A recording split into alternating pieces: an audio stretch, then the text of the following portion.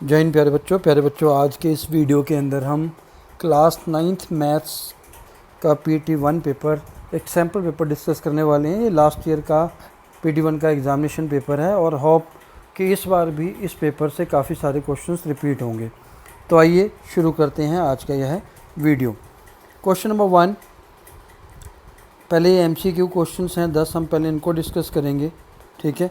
If the decimal representation of a number is non-terminating and non-repeating, then the number is। अगर decimal representation non terminating and non repeating है तो वो हमेशा क्या होगा, irrational number होगा। तो इसका सही ऑप्शन होगा option D.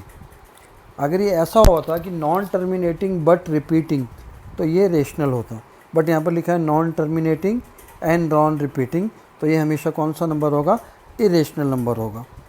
Question number 2, on adding 2√3 plus 3√2, इनको ऐड करने पर हमें क्या मिलता है। पहला वाला ऑप्शन गलत है क्योंकि ये प्लस नहीं हो सकते, लाइक टर्म्स नहीं है। सेकंड ऑप्शन भी गलत है क्योंकि 5 कॉमन नहीं है। थर्ड ऑप्शन बिल्कुल सही है क्योंकि रेशनल को प्लस करेंगे और ये डिफरेंट नंबर्स हैं, अनलाइक टर्म्स हैं, ये ऐड नहीं होंगी। तो सही ऑप्शन है ऑप्शन सी। अब बात करते हैं क्वेश्चन नंबर 3 की। ठीक है,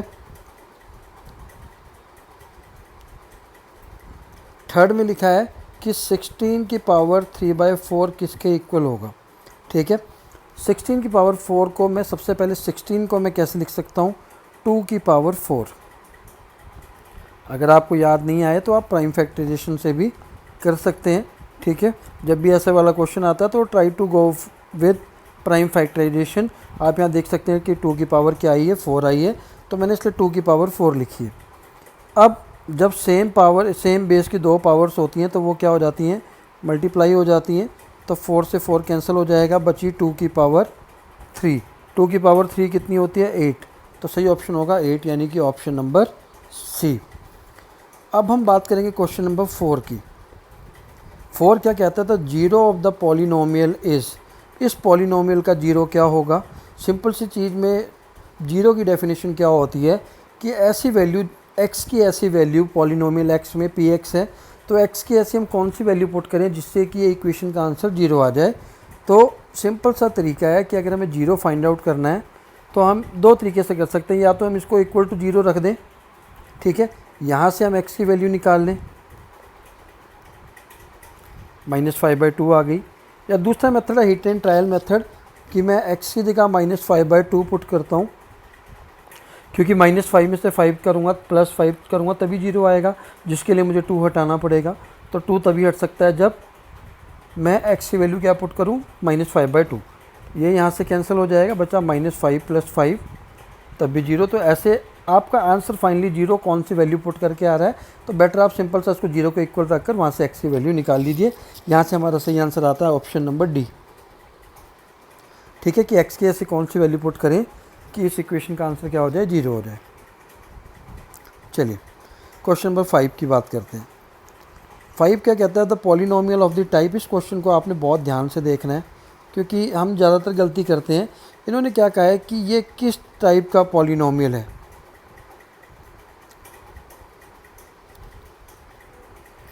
ठीक है, जनरली मैक्सिमम सभी के सभी क्वाड्रेटिक के साथ चले जाएंगे क्योंकि यहाँ पर डिग्री 2 है। डिग्री का मतलब होता है कि वेरिएबल की हाईएस्ट पावर, अगर सारे के सारे वेरिएबल सेम हैं तो उसमें जो हाईएस्ट पावर होती है वो डिग्री होती है। तो यहाँ पर डिग्री 2 है, तो डिग्री 2 वाली कौन सी होती है, क्वाड्रेटिक पॉलिनोमियल होती है। पर यहाँ पर कंडीशन कोई नहीं देखेगा कि कंडीशन क्या गिवन है, a = 0। अगर a = 0 हो जाएगा तो ये वाली पूरी टर्म जीरो हो जाएगी। अब हमारे पास जो टर्म बची है वो bx + c बची है सिर्फ। ठीक है, तो bx + c किसका एग्जाम्पल है, लीनियर का एग्जाम्पल है। तो सही आंसर होगा लीनियर इक्वेशन।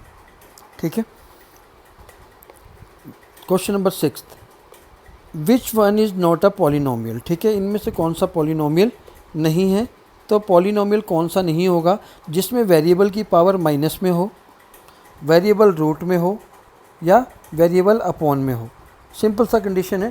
तो बी एक अकेला ऑप्शन है जिसमें वेरिएबल की पावर माइनस में है। बाकी इसमें ये तीनों ही ऑप्शन पॉलिनोमियल के हैं।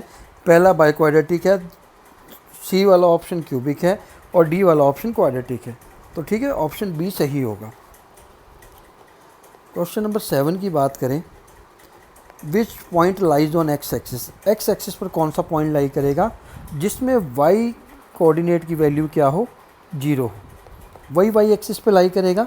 तो यहाँ पर आप देख सकते हैं कि बाकी सभी में ऑप्शंस में यहाँ पर y की वैल्यू 2 है, यहाँ 2 है, यहाँ पर -2 है, y की वैल्यू 0 इसी कोऑर्डिनेट्स में है, तो ये x एक्सिस पर लाई करेगा। ठीक है। Question number 8, which point lies in fourth quadrant. पहले हम क्वाड्रेंट की बात कर लेते हैं। ठीक है, जब दो परपेंडिकुलर लाइंस मीट करती हैं तो 4 कोऑर्डिनेट्स बनते हैं। ठीक है, यहाँ पर x पॉजिटिव होता है, यहाँ x नेगेटिव होता है, यहाँ y पॉजिटिव होता है और यहाँ y नेगेटिव होता है, तो 4 क्वाड्रेंट बनते हैं, यानी कि 1/4। तो ये फर्स्ट क्वाड्रेंट है। अगर आपको, क्योंकि जहाँ पर दोनों प्लस होते हैं वहाँ पर फर्स्ट क्वाड्रेंट होता है, ये याद रख लेना है। वहाँ से आपने एंटी क्लॉकवाइज डायरेक्शन में क्वाड्रेंट की काउंटिंग करनी है, first quadrant, second quadrant, third quadrant और फोर्थ क्वाड्रेंट।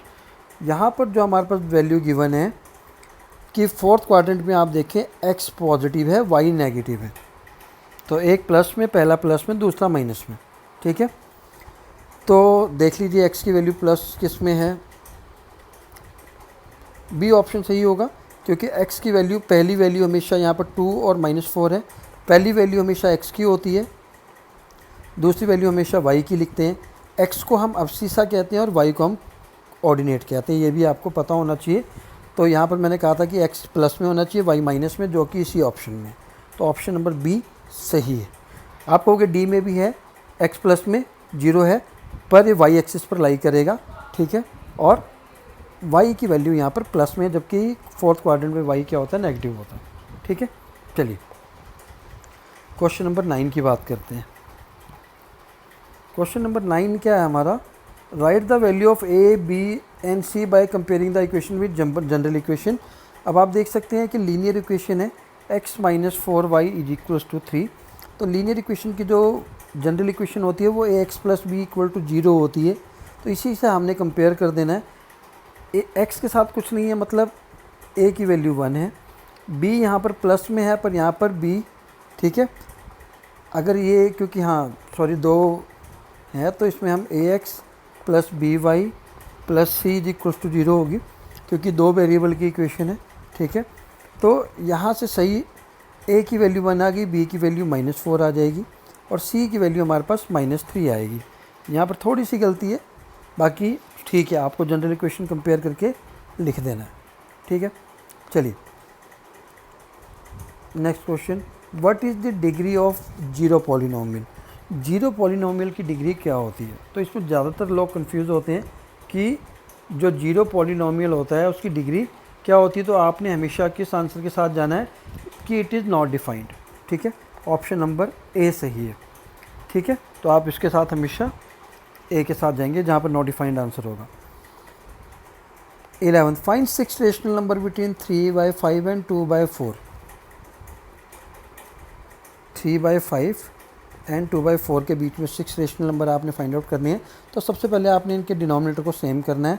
कैसे करेंगे, एलसीएम लेना है दोनों का।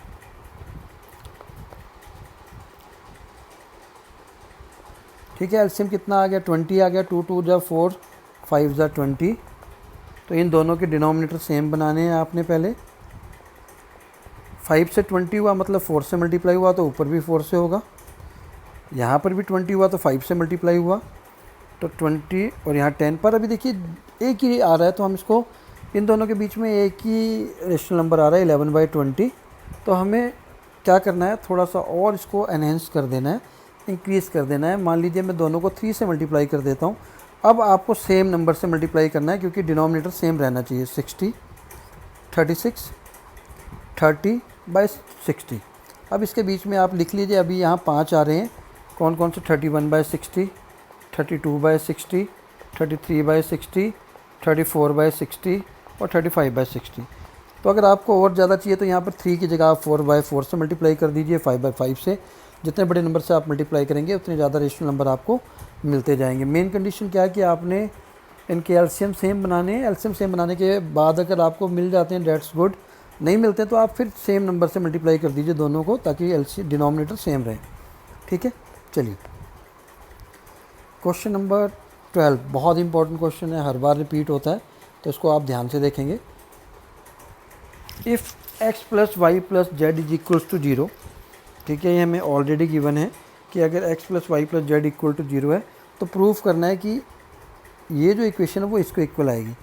तो आपको आइडेंटिटी नंबर 8 याद करनी पड़ेगी पॉलिनोमियल की, जो होती है हमारे पास a cube b cube c cube यानी z cube minus 3xyz is equals to x plus Y plus Z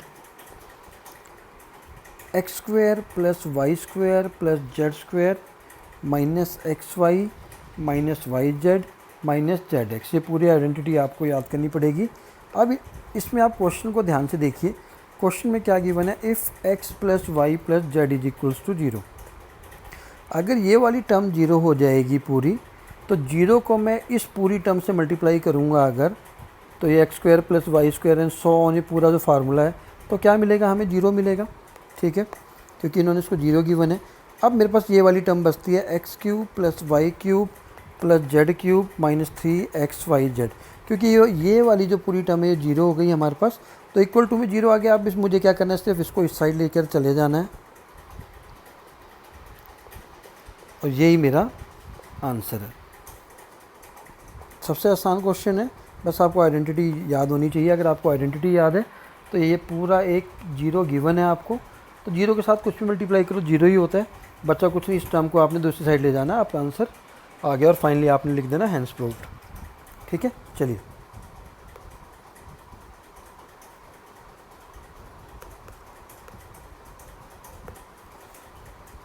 question number 13, find the value of the polynomial, ठीक है। यहाँ पर आपको पॉलिनोमियल गिवन है p x is equals to 5x square minus 4x square, 4x plus 3 square नहीं होगा यहाँ पर, ठीक है, 4x प्लस 3 है। यहाँ पर एक बार x की वैल्यू आपको 0 गिवन है, तो आपने x की जगह 0 पुट कर देना है। 0 को किसी भी नंबर से मल्टीप्लाई करो तो 0 ही आएगा, तो इसका आंसर आ गया 3। बाद में आपने x की जगह -1 पुट करके आंसर निकाल देना है, ठीक है। चलिए question number 14, find the value of k if x minus 1 is a factor of x P X polynomial P x is equal to K X square minus 3x plus K. जब भी ऐसा question आएगा कि ये इसका factor given है, तो आपको ऑलरेडी x माइनस 1 क्या गिवन है, फैक्टर गिवन है, ठीक है। आपने क्या करना है ऐसे क्वेश्चन में जहाँ पर फैक्टर गिवन है, इस फैक्टर को इक्वल टू 0 रखना है। यहाँ से x की वैल्यू क्या निकाल लेनी है आपने, x की वैल्यू क्या गिवन, क्योंकि मैं -1 को उस साइड लेके जाऊँगा तो +1 होगा, तो आपने ध्यान रखना अगर फैक्टर x प्लस 1 होगा तो x की वैल्यू -1 आएगी, जो साइन ऑपोजिट होगा उसके ऑपोजिट आंसर आएगा। यहाँ पर x -1 फैक्टर था तो x की वैल्यू 1 आई। अब आपने कुछ नहीं करना है, जो पॉलिनोमियल गिवन है इसको इक्वल टू 0 रखना है, क्योंकि ये ऑलरेडी फैक्टर गिवन है, और x की जगह आपने 1 पुट कर देना है, simple. k 1 square 1 plus k is equals to 0, k minus 3 plus k is equals to 0, 2k minus 3 is equals to 0। यहाँ से k की जो वैल्यू आ जाएगी वो आ जाएगी 3/2, ठीक है। तो ये k की वैल्यू आ गई 3/2, हमें यही निकालना है, ठीक है।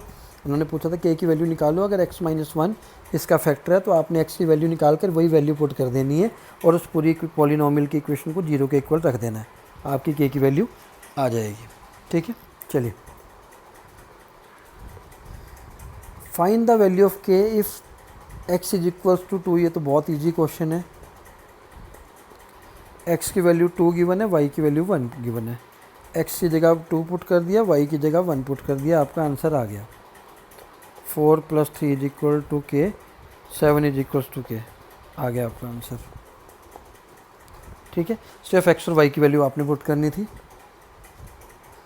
रिप्रेजेंट ऑन नंबर लाइन √3 और √9.3, इसके वीडियोस ऑलरेडी सेपरेट बना चुका हूँ, तो उस वीडियो का लिंक मैं आपको अपने डिस्क्रिप्शन में शेयर कर दूंगा, आप उसको देख सकते हैं।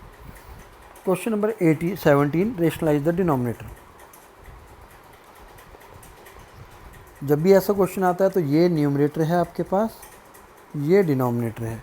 तो इन्होंने डिनोमिनेटर को रेशनलाइज करने के लिए कहा है, तो आपने करना क्या है, जो डिनोमिनेटर के बीच का साइन है, यहाँ माइनस है, तो आपने साइन चेंज कर कर ऊपर और नीचे न्यूमरेटर और डिनोमिनेटर से मल्टीप्लाई कर देना है। ठीक है, उसके बाद क्या होगा, ऊपर वाले नंबर को आप 1 से मल्टीप्लाई करोगे तो 2 + √3 आएगा अगर इन दोनों को मल्टीप्लाई करेंगे। नीचे आप ध्यान से देखें तो हमारे पास कंडीशन बनती है a - b a + b।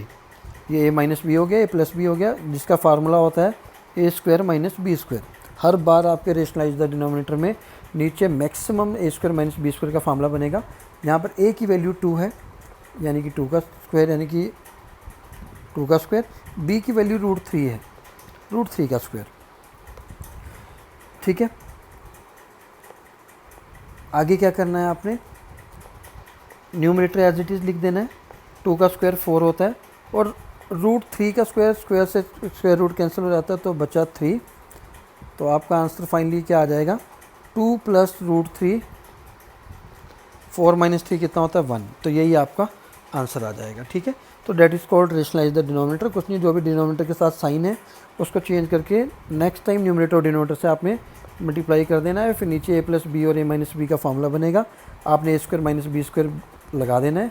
Finally जो आंसर आएगा वही आपका आंसर होगा।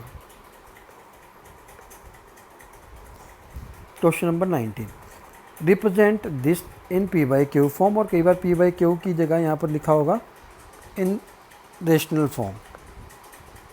ठीक है, तो आपने सबसे पहला स्टेप क्या करना है, लेट x = 0.353535 ... आप यहाँ पर ध्यान से देखेंगे तो 3535 रिपीट हो रहा है।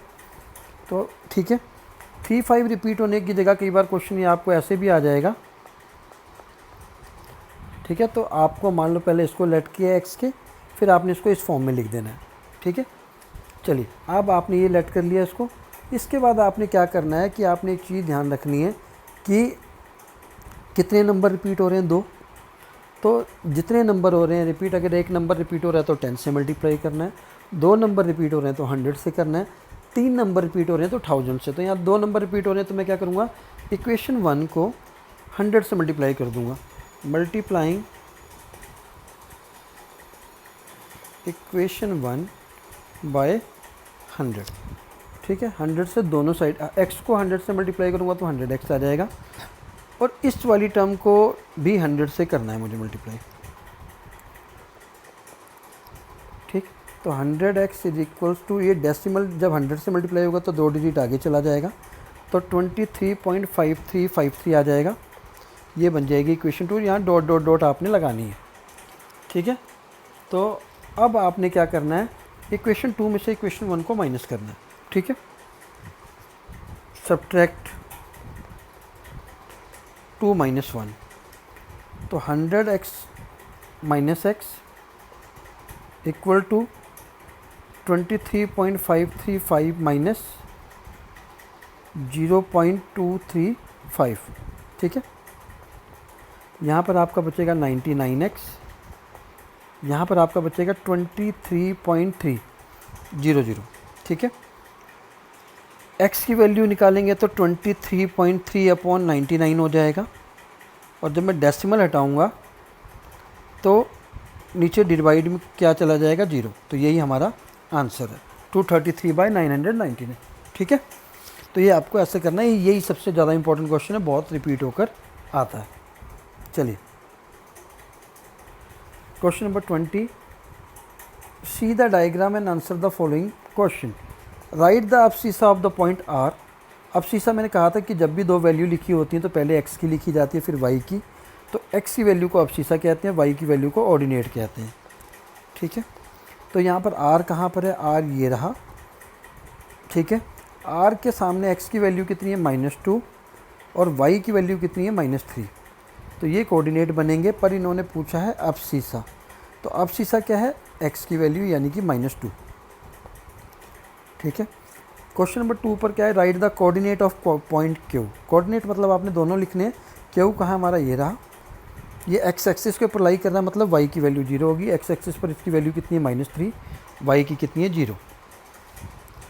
Right the coordinate of point T, T के कोऑर्डिनेट लिखने हैं। टी के सामने x की वैल्यू कितनी है 4, y की कितनी है -2। स्टेट इन विच क्वाड्रेंट और एक्सिस डज इट लाई। ठीक है, तो ये फोर्थ क्वाड्रेंट पे लाई कर रहा है। अभी मैंने आपको बताया था पीछे कि ये फर्स्ट क्वाड्रेंट होता है, फिर यहाँ से आप इसको एंटी क्लॉकवाइज में चलेंगे तो ये फोर्थ क्वाड्रेंट पे आता है, तो फोर्थ क्वाड्रेंट पे ये लाई करेगा। ठीक है, चलिए कुछ स्किप हो गया, यस यहाँ पर कुछ स्किप हो गया। एक क्वेश्चन ये फैक्टराइज, ये हम आगे कर लेते हैं, और एक ये और वाला क्वेश्चन रह गया, इसको भी हम कर लेते हैं क्योंकि स्किप नहीं करना है हमने। क्वेश्चन नंबर 17 का second part, the cost of the notebook is twice the cost of a pen. ठीक है, तो पहले हमें लेट करना पड़ेगा, let the cost of pen be ₹x, क्योंकि यहाँ पर 2 वेरिएबल्स के अंदर लिखने के लिए कहा है तो 2 डिफरेंट वेरिएबल्स लेने पड़ेंगे। पेन के लिए मैंने x ले लिया और नोटबुक की क्या हो जाएगी y। ठीक है, तो नोटबुक की क्या आ गई y आ गई। अकॉर्डिंग टू दी क्वेश्चन इन्होंने क्या कहा है कि जो नोटबुक की कॉस्ट है यानी कि जो y है वो पेन की कॉस्ट बुक की ट्वाइस है। ठीक है, अब इसे मैं इक्वेशन लिखूँगा तो क्या बनेगी y - 2x = 0। ठीक है, तो ये इक्वेशन फॉर्म हो गई। आप पेन की कॉस्ट और नोटबुक की कॉस्ट निकाल कर मुझे कमेंट बॉक्स में बताएंगे। ठीक है, चलिए 18 क्वेश्चन बहुत इंपॉर्टेंट है। z³ - 23z² + 142z - 120, very important question. आपने क्या करना है, यहाँ पर ट्रायल मेथड से करना है।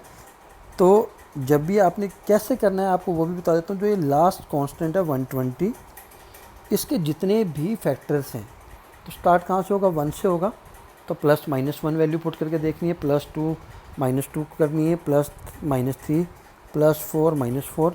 तो ये आपने जितने भी फैक्टर हैं, क्योंकि फैक्टर का मतलब होता है 120 किस किस नंबर से डिवाइड हो सकता है, उनके साथ सबके साथ +- लेकर चलना है। तो सबसे पहले मैं z की जगह 1 पुट करके देखता हूँ। ठीक है, z की जगह मैंने 1 पुट किया,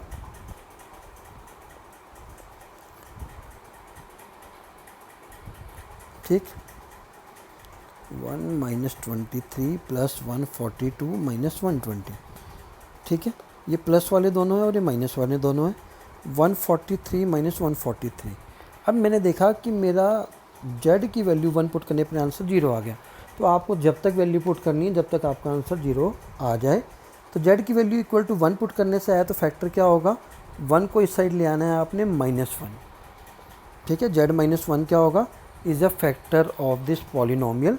तो हमें z - 1 पता लग गया कि इस पॉलिनोमियल का फैक्टर है।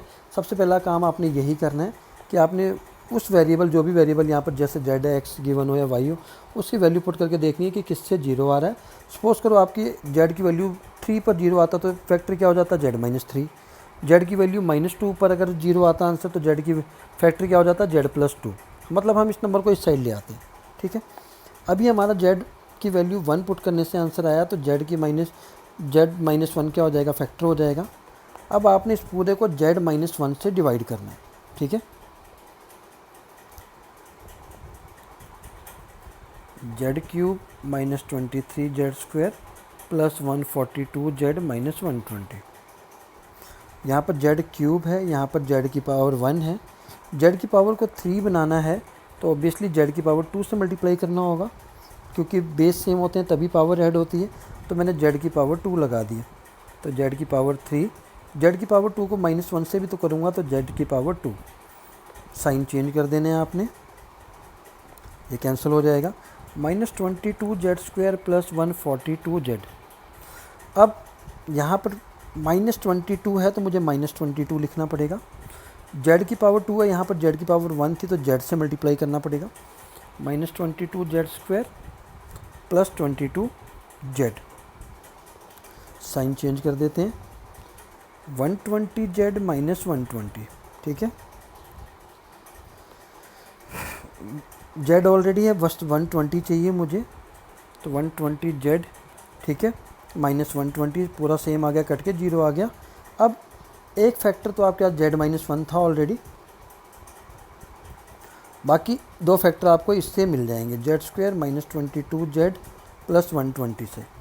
आपने स्प्लिटिंग द मिडल टर्म लगाना है। मैं उस अगर आपको स्प्लिटिंग द मिडल टर्म नहीं आता है तो उस वीडियो का भी लिंक मैं इसके डिस्क्रिप्शन में ऐड कर दूंगा, आप वो भी देख सकते हैं। z-1 फैक्टर क्या बनेंगे, -10z और -12z फैक्टर बनेंगे।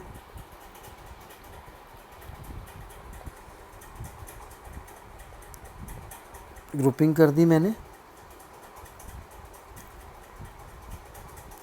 अब मुझे यहाँ से क्लियरली विजिबल हो गया कि मेरा एक फैक्टर बनने वाला है z-10, ठीक है, और एक फैक्टर मेरा बनने वाला है z-12। तो 3 फैक्टर आ गए, यही मेरा आंसर था। क्योंकि ये क्यूबिक पॉलिनोमियल है, तो क्यूबिक पॉलिनोमियल की डिग्री कितनी होती है, 3 होती है। जितनी डिग्री होती है मैक्सिमम उतने फैक्टर बन सकते हैं। 3 डिग्री है तो 3 फैक्टर मेरे बन गए, यानी कि मेरा आंसर सही। चलिए एक क्वेश्चन बचा है इसके अंदर, फाइंड 4 डिफरेंट सॉल्यूशन। इस इक्वेशन को आपने 4 डिफरेंट सॉल्यूशन निकालने हैं, तो आपने कुछ नहीं करना है, कॉलम बना लेना है। यहाँ पर लिखना है x और y, ठीक है।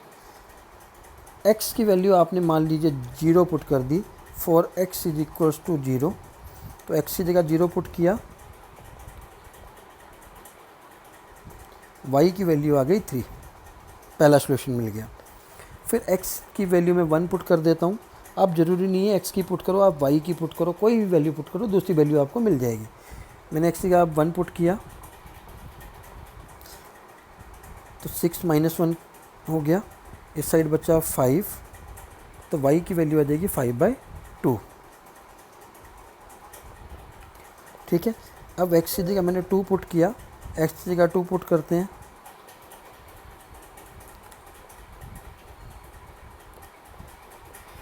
y की वैल्यू आ गई 2। तो आपने एक और अपने आप करके देखना है और आपने आंसर कमेंट बॉक्स में करके ज़रूर बताना है। तो ये 4 सॉल्यूशन जितने भी क्वेश्चन इस वीडियो के अंदर मैंने लिए हैं, all are very very important for your PT1 examination. Please don't skip the video if you want to score good marks in your PT1 examination. Clear. अब बचता है हमारा last question, draw the graph of the following equation in 2 variable. Graph बनाने के लिए आपको वही जो अभी हमने 4 सॉल्यूशन निकाले थे सेम करना है। आपने कॉलम बना लिया, यहाँ पर वहाँ पर हमने 4 वैल्यूज निकाली थी, यहाँ 3 निकालनी है मिनिमम आपने, ठीक है। तो 2x + y = 3, तो मैंने y को क्या कर लिया, x को क्या ले लिया, मैंने 1 ले लिया,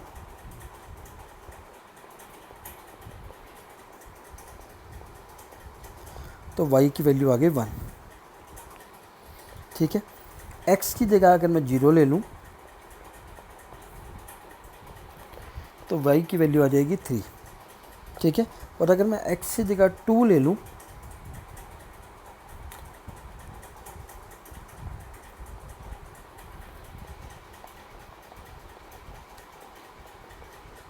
तो y की वैल्यू आ जाएगी -1, ठीक है। तो आपने ये 3 वैल्यू निकाल लेनी है, आपने सॉल्यूशन करके दिखाना है पेपर में, चाहे वो क्वेश्चन 4 सॉल्यूशन पूछ रहा हो या ग्राफ बनाने के लिए कह रहा हूँ। ये करने के बाद आपने क्या करना है, ग्राफ प्लॉट करना है, ठीक है।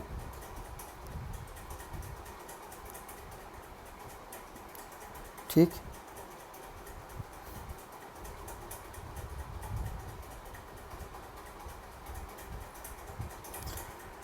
ठीक है। तो आपने क्या करना है, ग्राफ प्लॉट करना है। इसमें आपने सिंपल सा वही y axis -y + x - x, ठीक है।